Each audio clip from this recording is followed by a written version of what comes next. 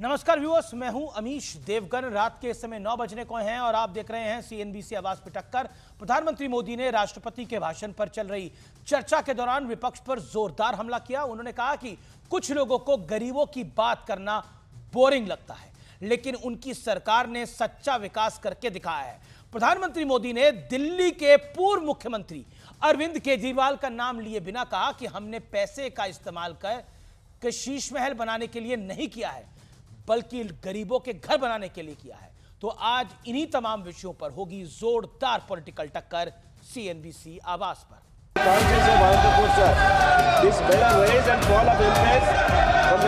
So it is important to understand where.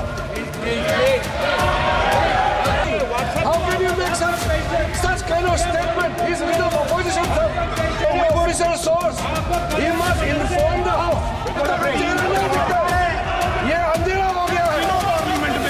When we talk to the United States, we would not send our foreign minister to invite our prime minister to his coronation.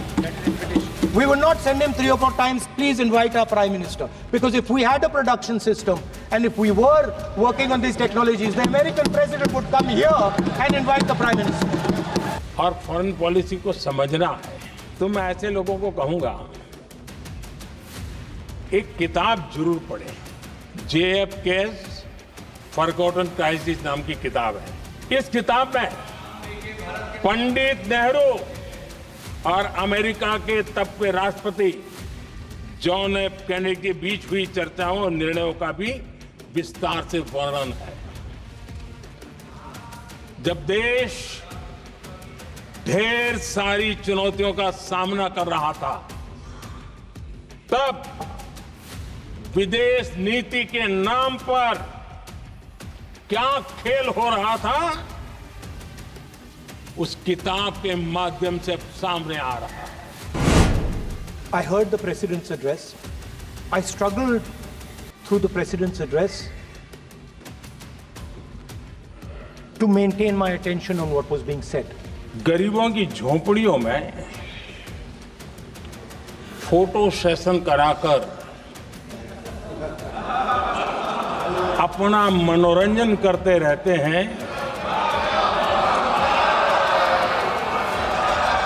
उन्हें संसद में गरीबों की बात boring ही लगेगी। The election commissioner used to be chosen by the prime minister, leader of opposition, and the chief justice. Sir, the chief justice was removed from that committee. Why? Why? This is a question, sir. I'm going to go to the meeting. There's going to be Mr. Amit Shah and Mr. Modi ji, and there's going to be me. 2 to 1. Why am I even going to the meeting? What is the purpose of me going to the meeting? 2014 में जब हम आए, तब मान्य विपक्ष नहीं था। ये हमारी लोकतंत्र की मर्यादाओं का पालन करने का इरादा था। हमने तय किया कि भले मान्य विपक्ष नहीं होगा, रिकॉग्नाइज्ड अपोजिशन नहीं होगा, लेकिन जो सबसे बड़े दल का सब नेता है उसको मीटिंगों में बुलाएंगे।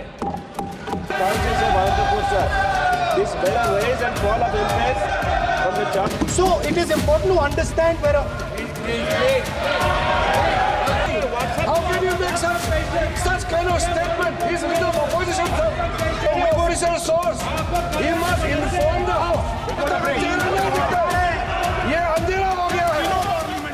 आइए रुक कर लेते हैं सुप्रसिद्ध विश्लेषण का। एक एक करके मैं आज आपको विश्लेषण के सारे बिंदु बताऊंगा।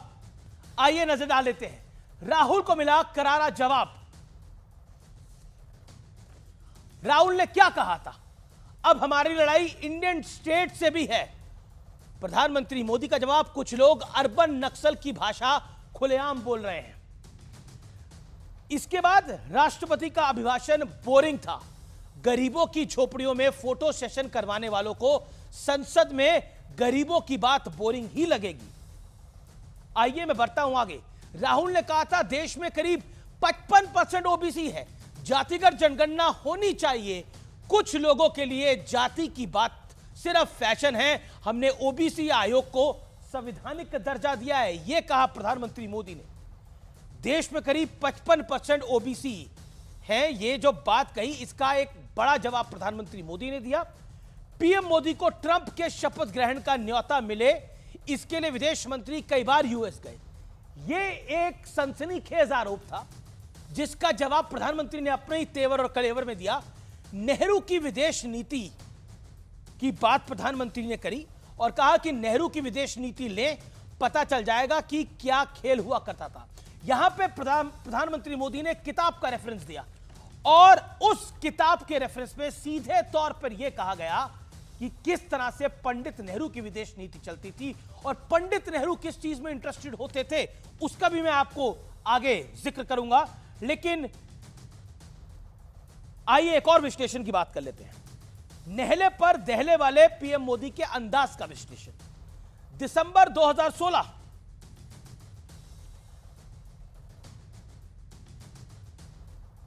2016 संसद में मुझे बोलने दिया गया तो भूकंप आ जाएगा। याद करिए, राहुल गांधी ने यह कहा था और प्रधानमंत्री मोदी ने बोला आखिर भूकंप आ ही गया, कोई तो कारण होगा कि धरती मां इतना रूठ गई है। ये तमाम चीजों के बाद है। और अब मेरे साथ कौन कौन मेहमान है आइए परिचय करा देता हूं। आज मेंबर ऑफ पार्लियामेंट का पैनल है। सुधांशु त्रिवेदी मेरे साथ हैं, भारतीय जनता पार्टी के नेता प्रवक्ता, उनका अभिनंदन है। मेंबर ऑफ पार्लियामेंट है। मेरे साथ मनविंदर सिंह कांग है, सांसद है आम आदमी पार्टी के, उनका अभिनंदन है। तो सबसे पहले कांग साहब आपके बाद आता हूं। आप लोग जकूजी बनवाते हैं, शीश महल बनवाते हैं और मोदी लोगों की, प्रधानमंत्री मोदी कहते हैं कि भारतीय जनता पार्टी सरकार गरीबों के लिए घर बनवाती है, यानी पूरे तौर पर आम आदमी पार्टी को एक्सपोज करा है भरी संसद के अंदर शीश महल और जकूजी पर। देखिए प्रधानमंत्री जी ने घर का जिक्र किया। 2020 में बीजेपी ने कहा था हम 15 लाख गरीबों के घर बनाएंगे। दिल्ली के इलेक्शन अनाउंस होने से एक दिन पहले 4500 घर की चाबी दी जाती है। तो कहां है आपका वादा? चुनी हुई सरकार की ताकतें कम की जाती है, कहां आपका वादा? और बीजेपी सारे देश में, यूपी हो, महाराष्ट्र हो, कटोगे तो बटोगे तो कटोगे, वो नारा दिल्ली में क्यों नहीं लगाया? क्योंकि काम की राजनीति अरविंद केजरीवाल जी ने शुरू की है। यहां सिर्फ और सिर्फ आम आदमी पार्टी ने इलेक्शन लड़ा है हेल्थ पर, लोगों की सेहत को लेकर किए काम पर, स्कूलों को लेकर, बच्चों की पढ़ाई को लेकर बीजेपी ने इलेक्शन पूरा लड़ा है गालियां देकर। चाहे संसद के अंदर की बात हो चाहे संसद के बाहर, बीजेपी ने पूरे इलेक्शन में सिर्फ और सिर्फ अरविंद केजरीवाल जी को गालियां दी। क्यों नहीं काम की बात करते? आप काम पे आइए ना, इलेक्शन लड़ना है तो। जो सिर्फ और सिर्फ गुंडा गर्दी पिछले 1 महीने से हम देख रहे हैं, आम आदमी पार्टी के कार्यकर्ताओं नेताओं पर पर्चे डाले जा रहे हैं, झूठे पर्चे, उनको कैंपेन करने से रोका जाता है। और शरेआम बीजेपी के लीडर प्रवेश वर्मा जैसे पैसे बांटते हैं, कंबल बांटते हैं, इलेक्शन कमीशन की वायलेशन करते हैं, लेकिन कोई एक्शन नहीं, कोई पर्चा नहीं। आम आदमी पार्टी के लोगों पर झूठे पर्चे बनाए जा रहे हैं। यह चुनाव है, यहां ये गुंडागर्दी है। आप देश की राजधानी का, जिसमें पिछले 10 साल से अरविंद केजरीवाल जी की सरकार काम कर रही है, और इस बार भी हम जीतेंगे। ओके, मैं रुका तो भारतीय जनता पार्टी के एमपी का। देखिए अब आपने लंबा बोला कांग साहब, और अब तसल्ली से सुनेगा भी। सुधांशु त्रिवेदी वो कह रहे हैं कि राजधानी में अरविंद केजरीवाल तो बढ़िया काम कर रहे हैं और उनको काम नहीं करने दिया जाता, गुंडागर्दी हो रही है। लेकिन प्रधानमंत्री मोदी ने आज कांग्रेस को तो एक्सपोज कराई, लेकिन धागे खोल दिया आम आदमी पार्टी के पूरी तरह से। देखिए कांग साहब जो कह रहे हैं, जो आपके लाखों दर्शक देख रहे होंगे, ये अपनी ही बात में हमारी बात सिद्ध किए दे रहे हैं। ये जरा इको हो रहा है, इसको ठीक करा दीजिएगा जी। ये कह रहे हैं कि आम आदमी पार्टी ने बहुत काम किए हैं मगर काम नहीं करने दिया जाता है। तो मैं लाखों दर्शकों से पूछना चाहता हूं, यदि काम नहीं करने दिया जाता तो काम कैसे कर दिया है बहुत, और बहुत काम कर दिया है तो कैसे काम नहीं करने दिया जाता है? ये आम आदमी पार्टी की असली फितरत है। झूठ बोलकर, भ्रम फैलाकर लोगों को बरगलाने का प्रयास करना। एक तरफ कहना कि हमने खूब सारा काम किया, हम काम के नाम पे वोट मांग रहे हैं, दूसरी तरफ कहना हमें काम करने नहीं दिया गया। हकीकत यह है कि उन्होंने जो काम किया है उस काम के 2 ही 3 प्रमाण हैं। एक, शराब का घोटाला, दूसरा घाटे में आने वाला दिल्ली का बजट, और तीसरा शीश महल। तो पूरी दिल्ली की जनता को समझ में आ रहा है कि आपने कितना काम किया है दिल्ली के लिए और कितना काम तमाम किया है दिल्ली का। तो मुझे लगता है, और जिस प्रकार के आरोप लगाने इन्होंने शुरू किए हैं, और खासकर तब जबकि ये तो वो पार्टी है जो कहती थी आरोप लगते ही इस्तीफा देना चाहिए, इनके वीडियो अवेलेबल हैं कि हमारी पार्टी में कोई भी व्यक्ति ऐसा नहीं होगा जिस पे कोई मुकदमा तो छोड़िए कोई भ्रष्टाचार का आरोप भी हो, वो आज वही जवाब में बचाव में तर्क लेने लगी है जो भ्रष्टाचार में आकंठ डूबे नेताओं ने अपने लिए लिए थे। जो लालू प्रसाद यादव जी ने कहा था कि मेरे ऊपर तो ये राजनीतिक आरोप है, करुणानिधि जी ने कहा था मेरे ऊपर राजनीतिक आरोप है, सुरेश कलमाड़ी, ए राजा, शिबू सोरेन, सबके बयान देख लीजिएगा पिछले 25-30 सालों के, सबने कहा था हमारे ऊपर राजनीतिक आरोप है, ठीक वही आरोप लगा रहे हैं। तो अब यह बात बहुत स्पष्ट हो जाती है कि भारत में तथाकथित नई राजनीति के अलंबरदारों ने पुरानी शराब नई बोतल में दी और उस शराब के एक बोतल के बदले में एक और बोतल फ्री दी। सिर्फ उनकी यह नई राजनीति थी और उनका जो बयान है वो अपने आप में, इसके अलावा जिस प्रकार की अभद्र भाषा का प्रयोग किया, प्रधानमंत्री जी ने आज बहुत स्पष्ट रूप में कहा है कि उन्होंने गरीबों को 4 करोड़ गरीबों को गरीब आवास दिए हैं। और कांग साहब ध्यान करिएगा, उसमें से 3/4 ऐसी हैं वो महिलाएं हैं जिनका ओनरशिप में रजिस्ट्री में नाम है। मैं दावे से कह सकता हूं 2014 से पहले इस देश में गरीब वर्ग की 3 करोड़ महिलाएं ऐसी नहीं हो सकती थी जिनका मकान हो, रजिस्ट्री में उनके मकान में उनका नाम लिखा हुआ हो। तो एक विस्तृत रूप से उन्होंने सारी बातें बताई हैं। और दूसरी तरफ आम आदमी पार्टी को मुझे लगता है प्रधानमंत्री जी ने तो जो बोला है वो है ही, मगर प्रधानमंत्री जी ने सिर्फ आज के सत्य को बोला, अब यह सत्य उद्घाटित हो चुका है। प्रधानमंत्री जी ने उसको सिर्फ शब्द दिया है, परंतु अब यह शब्द जो है पूरी देश में प्रकट हो चुका है। मुझे नहीं लगता है कि आम आदमी पार्टी के बारे में किसी को कोई संदेह रह गया है। ओके, कांग साहब ये बात तो सही है कि आप लोगों ने शीश महल बनवाया और वो शीश महल नहीं, आपको एक बहुत बड़ा पॉलिटिकल नुकसान ऐसा लग रहा है कि दिल्ली की जनता के बीच होगा उसका। देखिए देवगन जी, ये शीश महल अगर इस देश में बनाया तो प्रधानमंत्री आवास मोदी जी बना रहे हैं। पार्लियामेंट मोदी जी ने अपने सपने, अपने शौक पूरे करने के लिए, सपने नहीं शौक पूरे करने के लिए। नहीं कैसे नहीं, ये जो आप बात बोल रहे हैं कांग साहब, विद ऑल ड्यू रिस्पेक्ट, आप कह रहे हैं कि प्रधानमंत्री ने पार्लियामेंट अपने सिर्फ शौक पूरे करने के लिए किया है। आप ये बात जिम्मेदारी से कह रहे हैं? क्योंकि मैं आपसे अगला सवाल जो पूछूंगा उसका बिल्कुल सांसद के नाते बहुत आपत्तिजनक भारत की संसद के अंदर क्या प्रधानमंत्री अपने शौक के लिए पार्लियामेंट बनवा रहे हैं? आपको जानकारी है कि भारतीय संविधान, जिस बाबा साहब भीमराव अंबेडकर का आप नाम बार बार लेते हैं और लगातार लेते हैं, उन्हीं अंबेडकर साहब के संविधान में क्या लिखा हुआ है कि जब देश की जनसंख्या कितनी हो जाएगी तो कितने मेंबर ऑफ पार्लियामेंट चाहिए? क्या 800 मेंबर ऑफ पार्लियामेंट लोकसभा के बैठ सकते हैं? पुरानी संसद में बैठ सकते थे? देश में आपको 100 साल पुरानी संसद चाहिए। बाबा साहब अंबेडकर जी को, यही अफसोस की बात है कि उसी बाबा साहब अंबेडकर को जिनको प्रेरणा का स्रोत आम आदमी पार्टी मानती है, देश के गृह मंत्री अमित शाह जी उसी पार्लियामेंट में गालियां देते हैं, उनका अनादर करते हैं, भाजपा उनका अनादर करती है। यह बदकिस्मती है। 10 लाख का सूट प्रधानमंत्री जी पहनते, दिल्ली के मुख्यमंत्री का शीश महल, दिल्ली के मुख्यमंत्री को एक सरकारी घर मिला है, वो कोई और मुख्यमंत्री बनेगा तो उसको जाएगा, उसके बाद कोई और मिलेगा तो उसको जाएगा। ये कह देना शीश महल। ये कह रहे थे हमने 4 करोड़ मकान बनाए, 4500, सिर्फ 4500 मकान, वो भी दिल्ली के इलेक्शन अनाउंस। ठीक है, सुधांशु त्रिवेदी जवाब। ये जहां तक एक मिनट सुधांशु का जवाब दे दूं मैं सुधांशु जी का। सुधांशु जी कहते हैं इन्होंने काम किए, काम 50% सरकार आम आदमी पार्टी की है, 50% सरकार दिल्ली में भाजपा की है, क्योंकि भाजपा ने पार्लियामेंट में दिल्ली की चुनी हुई सरकार के सभी जो अधिकार थे खत्म किए थे। इसलिए मैं कह रहा हूं जितनी हमारी ज्यूरिडिक्शन है जिसमें हजारों डंगे डालते हैं जवाब सुनिए ना लेफ्टिनेंट गवर्नर, उसके बावजूद अरविंद केजरीवाल जी ने इस देश में एक एजेंडा सेट किया है एजुकेशन का, हेल्थ का। ठीक है, अब बटोगे तो कटोगे यहां नारा क्यों नहीं लगाया? क्योंकि पता है कि यहां काम की राजनीति की है, यहां गालियां नहीं। दिल्ली के लोग गालियों को कब मुंह तोड़ जवाब देंगे। और आप देख लेना कल वोटिंग हो जाएगी, बीजेपी का सपना कभी पूरा नहीं होगा। अरविंद केजरीवाल जी की अगुवाई में एक बार फिर आम आदमी पार्टी की सरकार बनेगी। लास्ट अमित भाई, लास्ट नहीं देखिए, एक सेकंड, अब आप कांग साहब जवाब भी सुनिए। देखिए आप बहुत लंबा बोल रहे हैं, 3-3 मिनट के जवाब नहीं हो सकते ना। Okay Sudhanshu Trivedi, make your point. आप आगे बोलिएगा सुधांशु त्रिवेदी जवाब।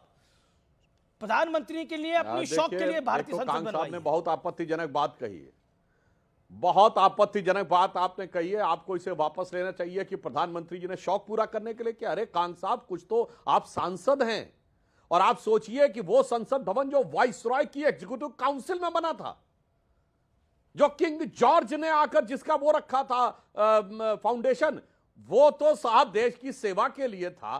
गजब है साहब, स्वतंत्र भारत का संसद भवन आजादी के अमृत काल में बना है, तो इनको जाकर ये लगने लगा कि वो शौक के लिए है। क्योंकि आप लोग वो लोग हैं कांग साहब जिन्होंने जाके कोर्ट में अर्जी लगाई थी कि संसद भवन के ऊपर जो भारत के राजकीय चिन्ह के शेर दिख रहे हैं वो शेर ज्यादा आक्रामक दिख रहे हैं।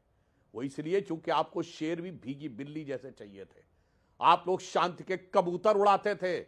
अब एक भारत मां का ऐसा शेर आके संसद में बैठा है कि अब शांति के कबूतर नहीं, गुरु गोविंद सिंह जी के बाज उड़ते हैं, इसलिए आप लोगों के हाथ के तोते उड़ने लगे हैं। यह बात आपको समझनी चाहिए। और इस ढंग का बयान पुनः आम आदमी पार्टी की जो अर्बन नक्सल विचारधारा है और जो कांग्रेस पार्टी की विचारधारा है कि इंडियन स्टेट के खिलाफ लड़ना है, यह भारत के संविधान के हर प्रतीक और प्रतिमान के खिलाफ है।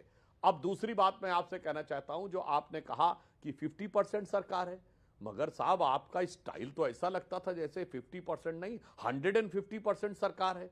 आप तो दिल्ली की चुनी हुई सरकार, चुनी हुई सरकार तो चुने हुए सांसद तो है नहीं, केंद्र की सरकार तो चुनी हुई है नहीं, सिर्फ वही चुनी हुई सरकार है।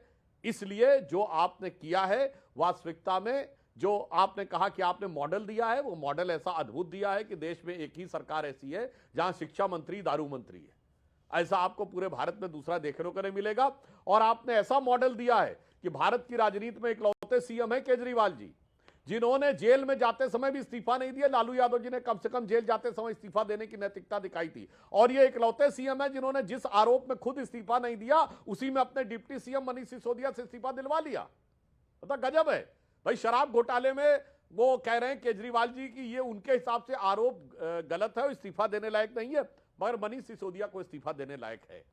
और ये एकमात्र ऐसे मामले हैं कि शराब नीति को इन्होंने कहा कि वो सही है, पर उसको विड्रॉ कर लिया तो उसके बाद भी आके डिफेंड करते हैं। तो मुझे लगता है आम आदमी का ये पूरा चरित्र जो है वो अब सामने आ चुका है और इस प्रकार की बातें करना सरासर अनुचित है। और दिल्ली की जनता के लिए जिस प्रकार के कार्य केंद्र सरकार ने किया, आपने 50% कही थी, एक लाइन में गिना देना चाहता हूं।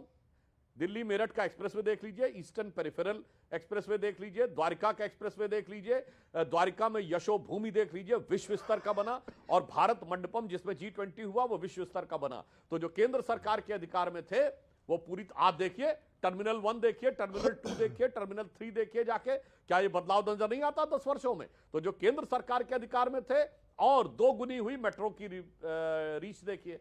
तो बस सामने समझ में आ जाता है साहब किसने काम किया है और किसने काम करने की बजाय सिर्फ बवाल किया है।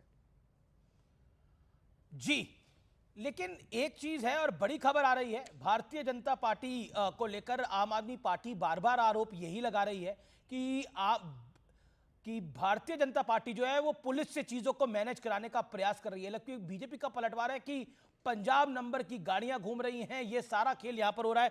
कांग साहब, बड़ा स्पष्ट सवाल है, दिल्ली का चुनाव है और दिल्ली के चुनाव के मद्देनजर जिनके साथ आपका अलायंस था वो भी कह रहे हैं कि आप शीश महल और भ्रष्टाचार में व्यस्त थे। राहुल गांधी ये बात कह रहे हैं, अजय माकन ये बात कह रहे हैं, संदीप दीक्षित ये बात कह रहे हैं, अलका लांबा ये बात कह रही हैं कि पूरी की पूरी आम आदमी पार्टी करप्शन और शीश महल बनवाने में लिप्त थी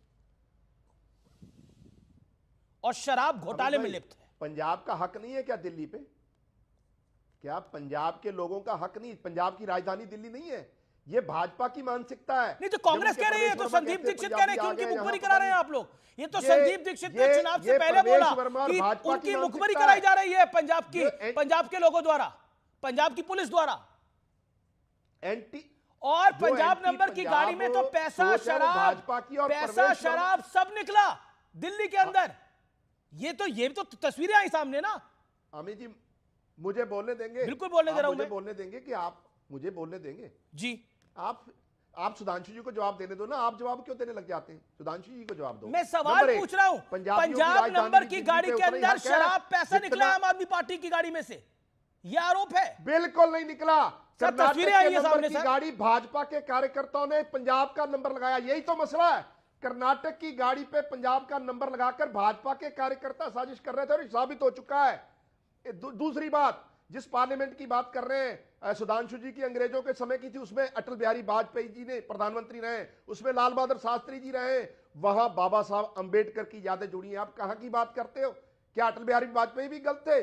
तीसरी बात, जब अरविंद केजरीवाल जी ने फ्री बस, फ्री बिजली, फ्री पानी दिया, तब प्रधानमंत्री जी ने हमारा मजाक उड़ाया था कि रेवड़ियां बांटते हैं। अब दिल्ली के इलेक्शन में 2500 करोड़ की 2500 रुपए देने की बातें क्यों कर रहे हो?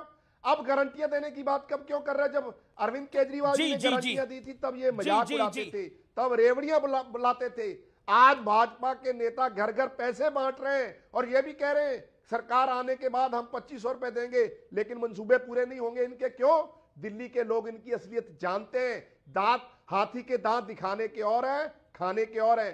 भाजपा सिर्फ और सिर्फ गुंडागर्दी, समाज को बांटने का काम कर सकती है और कुछ नहीं कर सकती। लेकिन दिल्ली के लोगों ने पहले भी मुंह तोड़ जवाब दिया था। ठीक है मिस्टर कांग, जवाब ले लेते हैं। को वोट डालते हैं दिल्ली के लोग।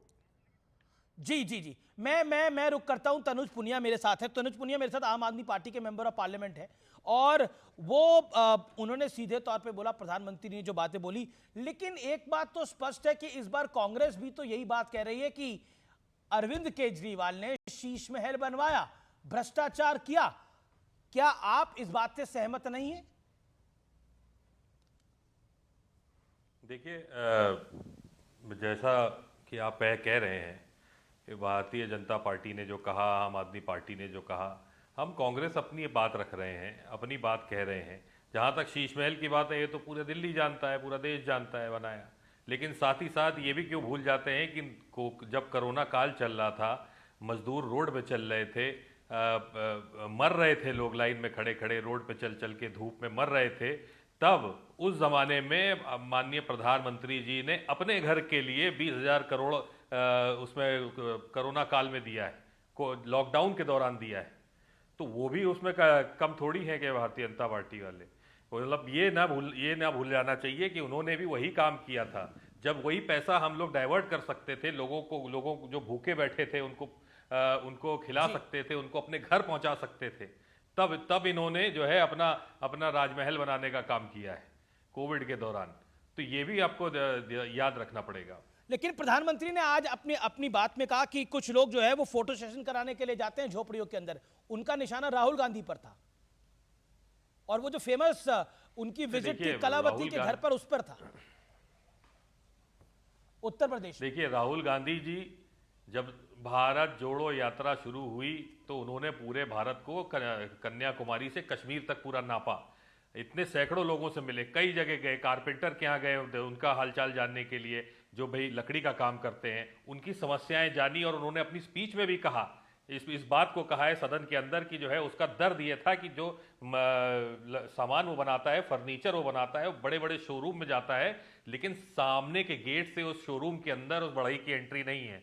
उसको पीछे से जो है कार्यालय में जाना पड़ता है। तो ये इस तरह का दर्द, जूते बनाने वाले का दर्द वो जानने गया। तो ये देखिए, ये सब बातें हैं, राजनीतिकरण किया जा रहा है इस चीज़ों का, लेकिन जो समस्याएं वो दूसरों के घर जा करके, उनके साथ बैठ करके, उनके ज़मीन पे बैठ करके, उनका काम के बारे में जान करके राहुल गांधी जी ने जाना है, वो प्रधानमंत्री जी सोच भी नहीं सकते हैं कभी अपनी ज़िंदगी में कि इतना अनुभव उन्होंने कर लिया है। ठीक है, सुधांशु त्रिवेदी। देखिए, पुनिया साहब जो कह रहे हैं कि राहुल गांधी गए, किसी कारपेंटर के घर पे गए, किसी मोची के घर पे गए जानने के लिए, तो आज तो प्रधानमंत्री जी ने इसका उत्तर दिया है। इनको जानने की जरूरत है, क्योंकि एक शेर होता है पुनिया साहब, आह को चाहिए एक उम्र असर होने तक, कौन जीता है तेरी जुल्फ के सर होने तक।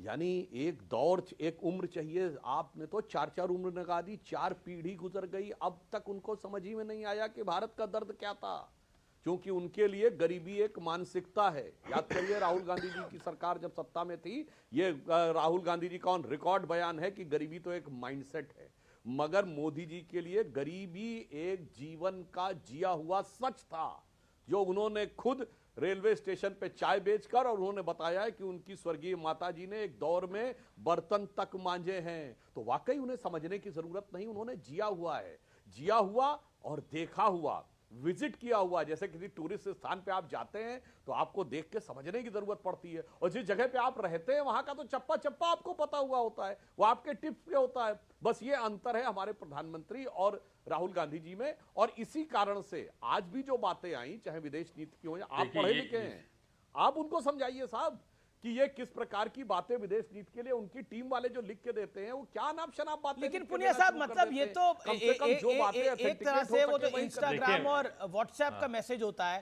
कि जयशंकर साहब जो हैं वो अमेरिका में बैठे रहे इनवाइट के इंतजार के अंदर।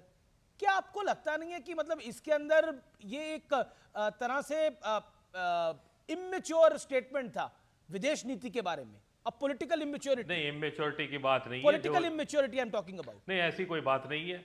जो सही बात थी वो उन्होंने अपनी क्या अपनी आपको लगता है रखी, ये जो सही उनको बात है शंका थी, कि उन्होंने रखी भारत का अपने विदेश सामने। मंत्री भारत के नहीं, प्रधानमंत्री के लिए इनवाइट लेने के लिए अमेरिका बैठा रहा था? Do you think this is right Punia साहब? हो With सकता है, all due respect. क्या पता क्या हो सकता है। ये बात उन्होंने अपनी शंका वहां पे सामने रखी है, उन्होंने अपनी शंका सामने रखी है, तो उसका जवाब दें कि नहीं ऐसा नहीं हुआ है। तो उसने कहा उनको बताना चाहिए इस बारे में।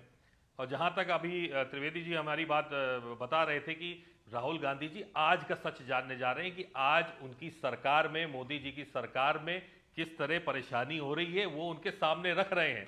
उनको कह रहे हैं कि इसके तरफ ध्यान दो, ये करो। एक नेता होने के वजह से, एक जो है नेता प्रतिपक्ष होने के कारण वो अपने समाज का दर्द ले जाकर के सदन में रख रहे हैं, मोदी जी के सामने रख रहे हैं। ठीक है। कि ये दर्द है आज के समय में, पुरानी बात नहीं कर रहे हैं, उनके सामने इसलिए रखा जा रहा है ताकि वो कुछ करें इस बारे में। ये मंशा है उनकी। ठीक है, सुधांशु त्रिवेदी वो कह रहे हैं उनकी मंशा क्लियर है, वो चाहते हैं कि उन्होंने एक सवाल पूछा, जवाब देना प्रधानमंत्री का काम है। सवाल पूछा गया है। नहीं, मैं मंशा भी बहुत साफ बता देता हूं। मैं मंशा सवाल बता देता हूं, उसका भी जवाब देता हूं। पहले तो वो आज की जो बात कर रहे हैं, तो तनुज जी आप उनको जाके बताइए। उन्होंने कहा तेलंगाना में 56% ओबीसी है। वैसे तेलंगाना सरकार के सर्वे में संख्या कुछ अलग है, पर अगर 56% माना है तो आके यहां तो भाषण दे रहे हैं कि इनको इतना हिस्सा नहीं, उतना हिस्सा नहीं। तेलंगाना में प्योर कांग्रेस की सरकार है, कितने मंत्री हैं? 12। कितने ओबीसी हैं? 2। दिलवाइए इस्तीफा सबको, 7 ओबीसी मंत्री बनाइए। इसे कहते हैं कि अंदर से कुछ और बाहर से कुछ और नजर आते हैं, दुनिया को आके भरमाते। अब मैं अमेरिका वाली बात पे कहता हूं, देखिए पुनिया साहब, अगर उन्होंने ये बोला होता कि हमें इस बात का शक है, हमें ऐसा लगता है, तो समझ में आता। उन्होंने तो अथॉरिटेरियन स्टेटमेंट दिया है कि जयशंकर साहब वहां गए, यानी जो कहीं दिखाई नहीं पड़ रहा है वो राहुल गांधी को समझ में आ रहा है। और सामने दिखाई नहीं पड़ा, ट्रंप के शपथ ग्रहण में पहली रो में पहली सीट पर किस देश का विदेश मंत्री बैठा था? हमारे विदेश मंत्री एस जयशंकर बैठे थे।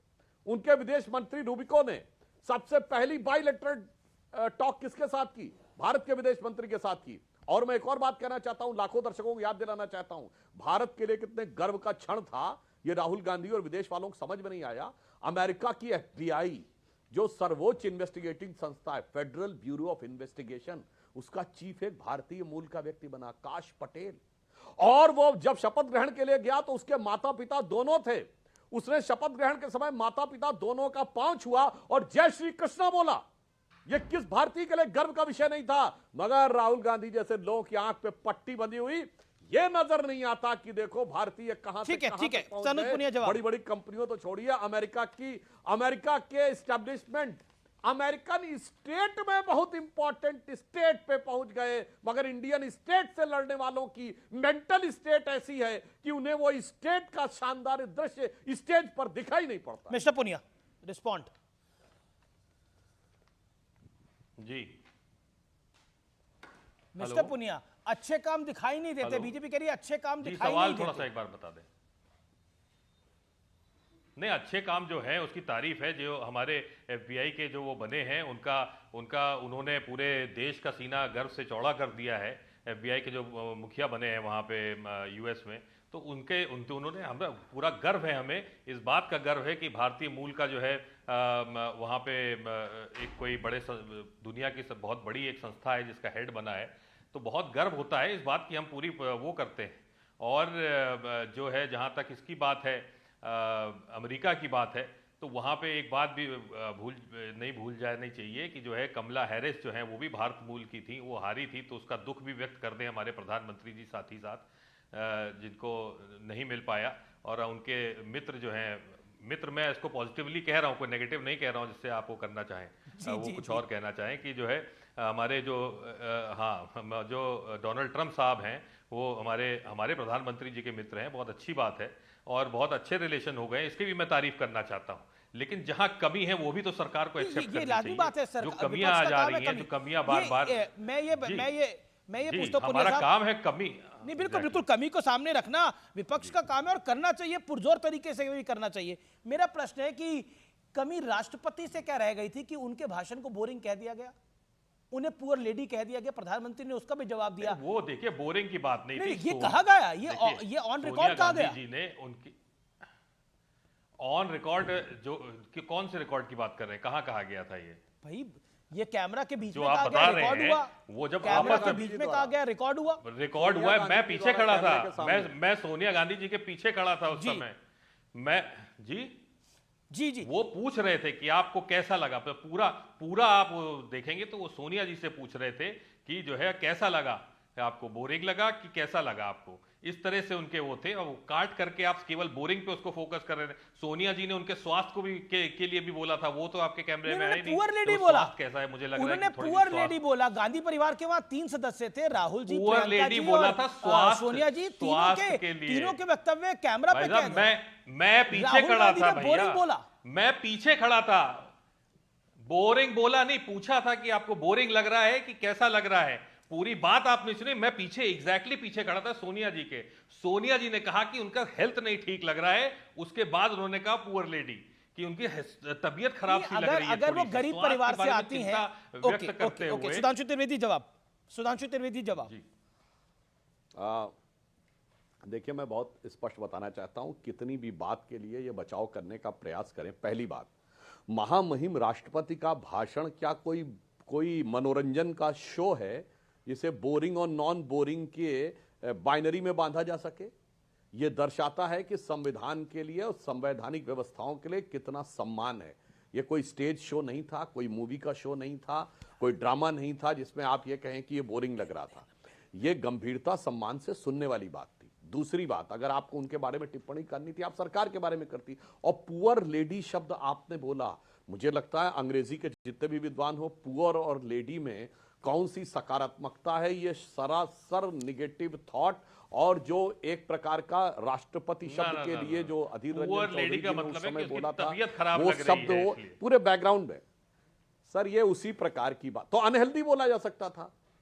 She was feeling a little bit difficult, कौन बोलता है सुधांशु जी? आप भी अंग्रेजी बोलते हैं, पुअर लेडी बोलते हैं, बेचारा, बेचारा जैसे बोला जाता है, ऐसा है ना बेचारे साहब, वैसी भावना है। ये समस्या क्या है कि आप लोग वैसा ही बचाव करने का प्रयास कर रहे हैं जैसे पिछले लोकसभा में आपके leader of the opposition Adhir Ranjan Chaudhary जी ने राष्ट्रपत्नी शब्द बोला था और फिर ऐसा बचाव करने की कोशिश की थी कि मैं तो गैर हिंदी भाषी हूं, तो मुझे पता नहीं, भारत का कोई भाषा भाषी हो उसको पति और पत्नी शब्द न पता हो, और बंगला भाषी को पति या पत्नी न पता हो। यह बात बहुत ही हास्यास्पद और बहुत भर्त्सना योग्य थी। वैसा ही बचाव, अरे एक बार कह देना चाहिए था, सोनिया जी को माफी मांग लेनी चाहिए, विड्रॉ कर लेती। नहीं, मेरा कहने का मतलब नहीं था मैं माफी मांगती हूं। कौन सी उनकी इज्जत घट जाती है? मगर क्या करें, जो शाही परिवार है, जो ब्लू ब्लड है, जो कहते हैं हम तो साहब शहंशाह आलम हैं, हम किसी जमाने में सुल्तान नवाब होते थे, हम मलिकाए हिंदुस्तान हैं, हमारे लिए तो वो ट्राइबल लेडी पुअर लेडी है। और अगर हमारे मुंह से निकल गया हम थोड़ी बात कहेंगे। अब जिसको जो कयास लगानी हो लगाए रह सके। लेकिन एक सेकंड,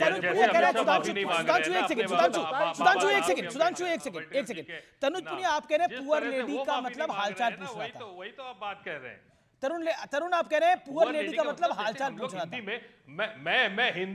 मैं हिंदी में बोल रहा हूं कि उनकी तबीयत खराब है बेचारी, जैसे इस्तेमाल किया जाता है। आप बताइए, पुअर लेडी में कोई ये कहता है कि गरीब महिला को कहा जाता है कि पुअर लेडी, हिंदी अनुवाद तो गरीब महिला ही है इस तरह से कि उनकी तबीयत खराब है।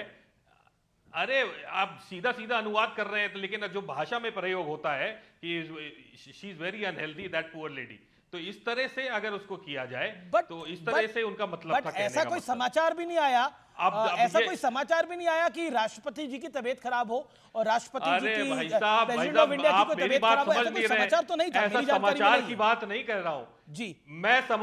देखिए आपको मुद्दा बनाना है जी, तो आप मैं मुद्दा मुद्दा बनाइए नहीं इस बना रहा बात सर, का। मुद्दा बना मैं हुआ सीधे already। सीधे ये कह रहा हूं कि मैं पीछे खड़ा रहा हूं, मेरी बात तो सुन लीजिए ना जी। मैं उनके पीछे खड़ा था, मैं आपको बता रहा हूं, उन्होंने कहा I think she was not feeling well that poor lady, ये उन्होंने सर बोला था। पीछे उनके की just बात तो पीछे मैं तब खड़ा समझी था, जाए जब आगे क्योंकि समझ में आ रहा हो। मेरा आगे आगे तो बोला गया ना। और प्रधानमंत्री ने क्या बोला कि एक गरीब परिवार की बेटी, एक महिला राष्ट्रपति को क्या क्या कर कर अपमानित कर रहे हैं, इसका कारण क्या है।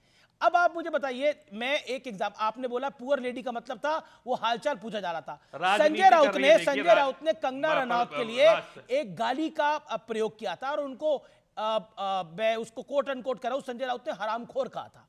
और उसके बाद जब उनसे पूछा गया तो उन्होंने बोला इसका मतलब नॉटी है मेरी राय में। उसका मतलब तो नॉटी नहीं होता। मेरा प्रश्न सिर्फ ये है, आप कह रहे हैं कि नहीं, वो हालचाल गलत पूछा है, गया। वो गलत कहा है, मैं भी मानता हूं आपकी बात, वो गलत कहा जी नहीं, सुधांशु गलत त्रिवेदी, कहा आप उन्होंने, अंग्रेजी संजय और राउत ने। हिंदी के दोनों के जानकार हैं। पुअर लेडी से उनका तात्पर्य भावना, आप समझिए, भावना थी हालचाल पूछने की कि शी इज अनवेल। देखिए पुअर She's लेडी का unhealthy. अर्थ होता असहाय महिला, ठीक, असहाय महिला होता है।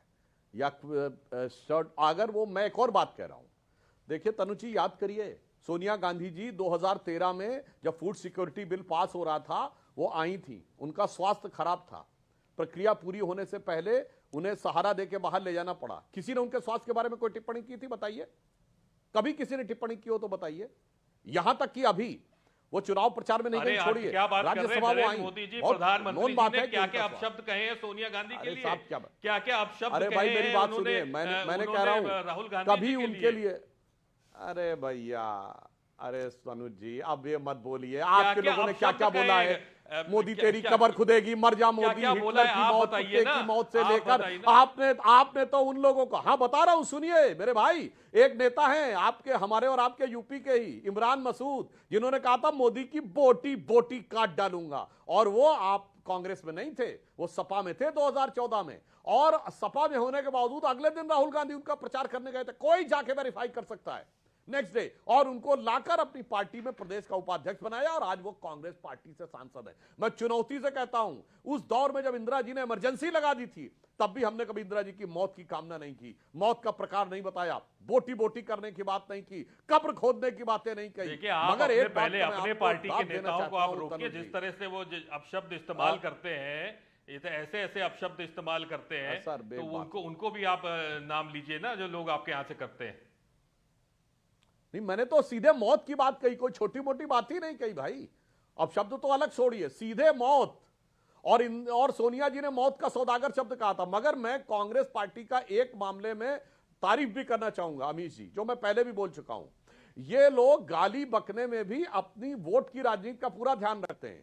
ये कहते हैं मोदी तेरी कब्र खुदेगी, हिंदुत्व की कब्र खुदेगी, जबकि हिंदुत्व में कब्र नहीं खुदती, उसमें भस्म होते हैं। इन्होंने ये नहीं कहा मोदी भस्म हो ये कौन सा जाएंगे, कहा है? हमारे यहाँ चिता लगती है, कब्र नहीं ये खुदती। कब कहा है? मगर साहब उसके बाद कब्र खोदते हैं। देखिए साहब, कितना मतलब गुस्सा भी आ जाए तो अपने राजनीतिक नफे नुकसान को कैसा तौल के गाली दी जाती है, यह मुझे लगता सीखना हो तो कांग्रेस ओके, पार्टी से सीखना है। तनुज पुनिया, क्या आपको लगता है ये जो राष्ट्रपति वाला विवाद है, इसको लेकर ये टिप्पणी जो है, इसको लेकर कांग्रेस कह रही है कि इसको गलत तरीके से रीड किया जा रहा है, लेकिन पुअर लेडी का तात्पर्य अच्छा नहीं होता है, ये आप भी समझेंगे। ये कहीं ना कहीं इसका डिपिक्शन जो है, इसकी प्रेजेंटेशन जो है वो खराब ढंग से हुई है। मकसद कुछ भी हो, मोटिव कुछ भी हो, देखिए, लेकिन जो भाषा निकली है वो सही नहीं है। देखिए, जो राजनीति करना है तो राजनीति करने का प्रयास कर रहे हैं ये। मैं पूरा बयान मैंने सुना, साफ साफ पूरी बात मैं सुन रहा था। तीनों लोग थे वहां पे, मैं उनके पीछे था, कई सांसद थे। जो आपको सुविधाजनक लग रहा है आपने वो काट करके, ठीक है, और आपने जो है उसको बार बार उसको वो किया जा रहा है। ठीक है, मैं दिल्ली चुनावों के ऊपर आता हूं, दिल्ली चुनाव में मैं दिल्ली चुनाव के ऊपर आता हूं। क्या आपको लगता है दिल्ली चुनाव, खासतौर पर तनुज पुनिया, दिल्ली चुनाव कांग्रेस पार्टी को, कि आम आदमी पार्टी बार बार कह रही है कि कांग्रेस तो गेम में ही नहीं है दिल्ली के अंदर? देखिए, गेम में उनको ऐसा लगता है, जो आम है आप आदमी लोग है। गेम में? मैं भी दिल्ली चुनाव में निकला था, कई लोग बिल्कुल है गेम में। कई सीटों पे जो है मैं गया था, कई जगह उन्होंने माहौल अच्छा देखा है, मैंने खुद अपनी आंखों से देखा है। कई लोग याद करते नजर आ रहे थे कि जो है शीला दीक्षित जी के समय में जितना काम हुआ उतना काम आज तक जो है 10 साल में आम आदमी पार्टी के दौरान नहीं हुआ है। जितने आपकी मेट्रो की बात है, चाहे आपकी उसकी रोडवेज की बात है, चाहे आपकी इसकी बात हो ओवरब्रिज फ्लाईओवर की बात हो, बहुत सारे लोग अपने याद कर रहे थे कि उस जमाने में शीला दीक्षित जी जब यहाँ पे मुख्यमंत्री हुआ करती थी तब कितने कितने काम यहाँ पे हुए थे। सफाई के बारे में बात कर रहे थे, ग्रीन कवर के बारे में बात हो रही थी, 23% से 33% जो हुआ था केवल शीला दीक्षित जी के कार्य में। तो वो सारी बातें जो है लोग मुझे खुद आके बताने लगे। तो ये हो सकता है कि मीडिया में ना ज्यादा बात हो रही हो या हलचल में ना हो, लेकिन तो बात हो रही है। अंदर जो है अजय नीचे माकन तबका का है जो इंटरव्यू भी मिडिल। हम लोगों ने करा है, ऐसा नहीं है। मीडिया में संदीप दीक्षित का इंटरव्यू मैंने खुद करा है। मीडिया में तो बात हो रही है, लेकिन आम आदमी पार्टी को लग रहा है कि कांग्रेस रेस में नहीं है। कांग साहब, वो कांग्रेस जिस कांग्रेस के सहारे पहली बार आम आदमी पार्टी की दिल्ली में सरकार बनी, वो आप कह रहे हैं रेस में नहीं है, लेकिन इस बार ऐसा लग रहा है कि कांग्रेस जो है वो वोट शेयर ले सकती है ठीक ठाक। वही तो मैं कह रहा हूँ, अच्छा खासा एक सेकंड, आम आदमी पार्टी के मेंबर ऑफ पार्लियामेंट है, उनका जवाब देने दीजिए। पुनिया साहब एक सेकंड, आप स्क्रीन पर ही हैं, होल्ड करिए। बोले मिस्टर कांग। अमीश भाई, मैं फ्रॉम द फर्स्ट डे हमने बात की है अच्छे स्कूलों की जो अरविंद जी ने बनाए, हमने बात की है फ्री बिजली फ्री पानी देने की जो अरविंद जी ने दे के दिखाया, हमने बात की है सेहत सुविधाओं की जो हमने किया है, हमने बात की है महिलाओं को बस में किराया फ्री करने की, हमने नौकरियां देने की बात की है। बीजेपी जितने मर्जी गालियां दे ले, कभी ये पूर्वांचलियों को गालियां देते हैं, कभी ये पंजाबियों को गालियां देते हैं। अभी तो बहुत अच्छी बात कही सुधांशु भाई ने कि अमेरिका ने तो कदर की, चाहे वो भारत का ये एफडीआई का चीफ लगाया, सबके लिए हमारे लिए गौरव की बात है।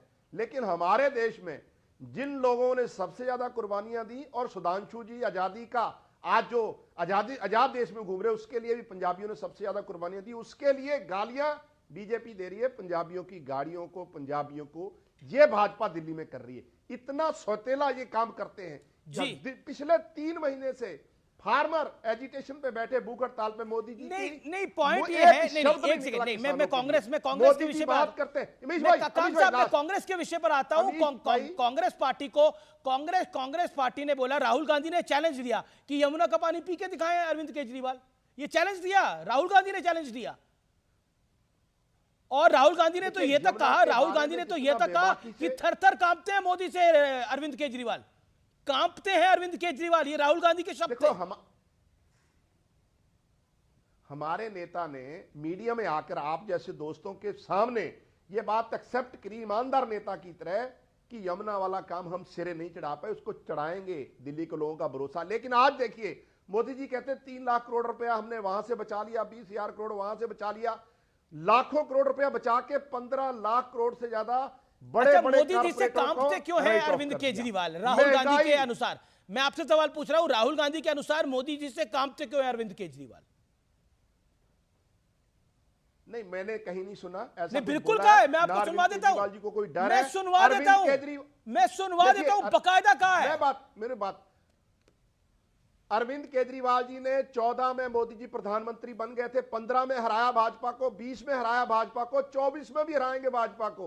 अरविंद केजरीवाल जी ने ठोक बजा के अरे दिल्ली में आपने कांग्रेस को हराया है, दिल्ली में आपने कांग्रेस की सरकार गिराई थी, मोदी जी को दिल्ली में कांग्रेस की सरकार थी, बीजेपी की सरकार नहीं थी, बीजेपी तो 27 साल से आई नहीं है। ओके, वक्त एक ब्रेक का है, लेकिन ब्रेक के लिए रुकेंगे। ब्रेक के उस पार टक्कर के ट्यूसडे एडिशन में एक बहुत बड़ी खबर देख रहे हैं आप सीएनबीसी आवाज।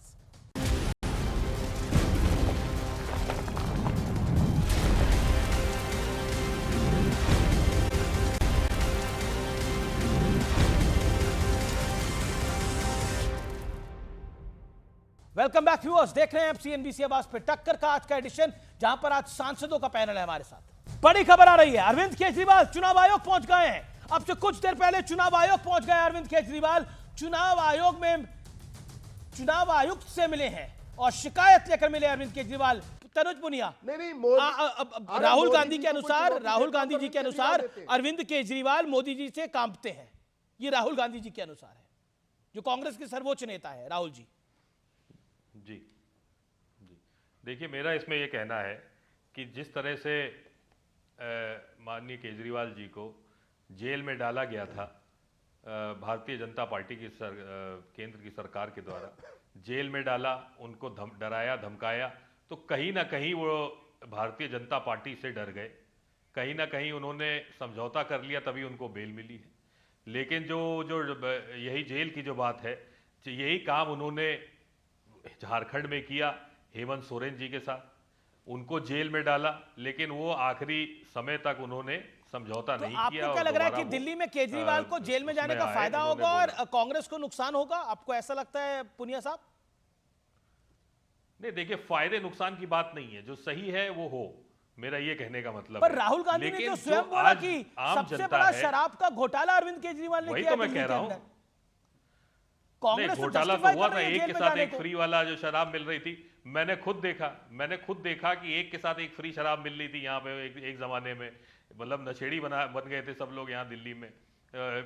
गलत शराब नीति उनकी जरूर गलत थी, बहुत गलत शराब नीति थी, उसको ऐसा नहीं होना चाहिए था, उसका खामियाजा उन्होंने जेल जाके भी उठाया है। और कहीं ना कहीं मुझे लगता है कि समझौता भी हुआ है भारतीय जनता पार्टी के साथ, आम आदमी पार्टी। लेकिन तनुज, आम आदमी पार्टी का समझौता हुआ है भारतीय जनता पार्टी के साथ, आम आदमी पार्टी के लिए कांग्रेस का समझौता हुआ है बीजेपी के साथ।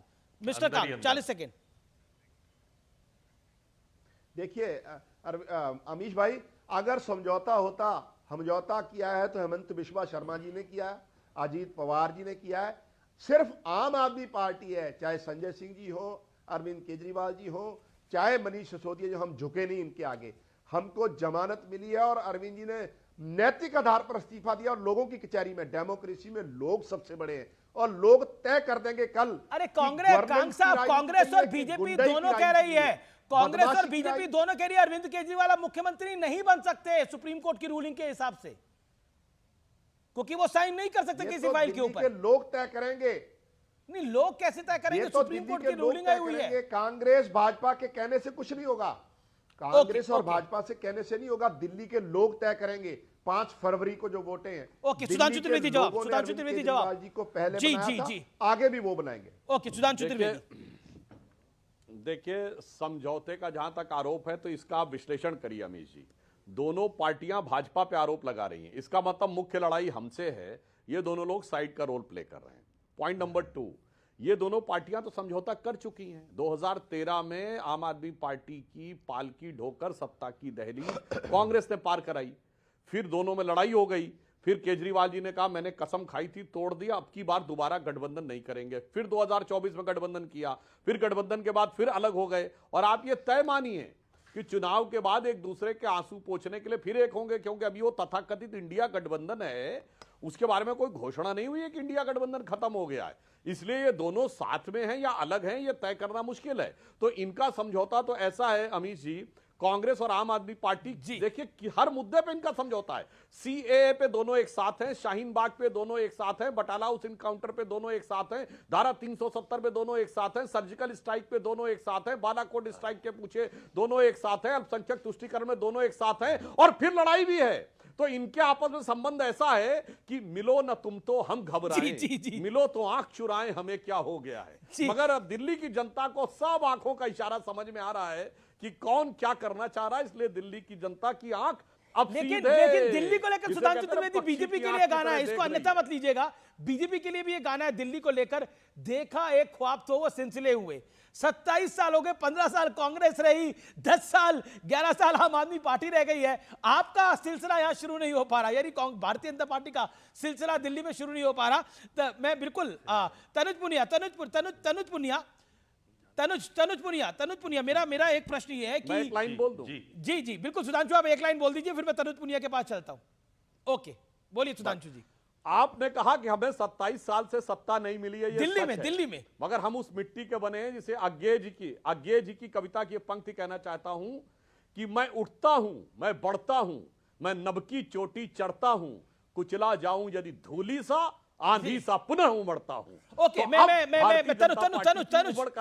तनुज पुनिया, क्या आम आदमी पार्टी ने बोला है हम कांग्रेस को इंडिया अलायंस से बाहर करवा देंगे, क्या आपको लगता है कांग्रेस इंडिया अलायंस का पार्ट है या कांग्रेस इंडिया अलायंस का पार्ट नहीं है? क्योंकि आम आदमी पार्टी ने बोला कि इनको तो बाहर करना ही होगा। देखिए, आम आदमी पार्टी की मैं बात बता दूं, उन्होंने जैसा कहा है कि कांग्रेस को बाहर कर देंगे, कांग्रेस के बिना इंडिया अलायंस नहीं है, पॉइंट है कांग्रेस आपकी वो बात। रीढ़ की हड्डी है, बाकी सब हाथ पैर पसली सब जी, जी, वो जी। रीढ़ की हड्डी है कांग्रेस। आम कन्याकुमारी से आदमी पार्टी को कश्मीर कौन सा तक, बॉडी वहाँ पार्ट मानते हैं आप? गुजरात से कांग्रेस आसाम को तक। रीढ़ की हड्डी हो गई, मैं अरे हाथ वो- समझ लेता हूं, समाजवादी पार्टी है तो आम नहीं, आदमी ठीक पार्टी है, कौन सा वो तो बॉडी तय पार्ट है करेंगे। इस इंडिया अलायंस की बॉडी आम में? आदमी पार्टी भी इंडिया अलायंस का बहुत बहुत अहम हिस्सा है, बहुत ही अहम हिस्सा है आम आदमी पार्टी इंडिया गठबंधन का। लेकिन जिस प्रकार से जो है, मैंने अभी कहा, राहुल जी ने भी कहा है कि जिस प्रकार से समझौता हुआ है भारतीय जी, जनता जी, पार्टी जी। के साथ, अब हरियाणा चुनाव को देख लीजिए। हरियाणा चुनाव के कुछ दिन पहले ही, एक हफ्ते पहले उनको बेल मिल जाती है, सारे कैंडिडेट वहां खड़े हो जाते हैं और कांग्रेस पार्टी को हराने का काम करते हैं। वहां पे पॉइंट है आपकी हरियाणा- बात के अंदर। तो फिलहाल टक्कर के आज के एडिशन में इतना ही। आप देखते रहिए CNBC आवाज। नमस्कार।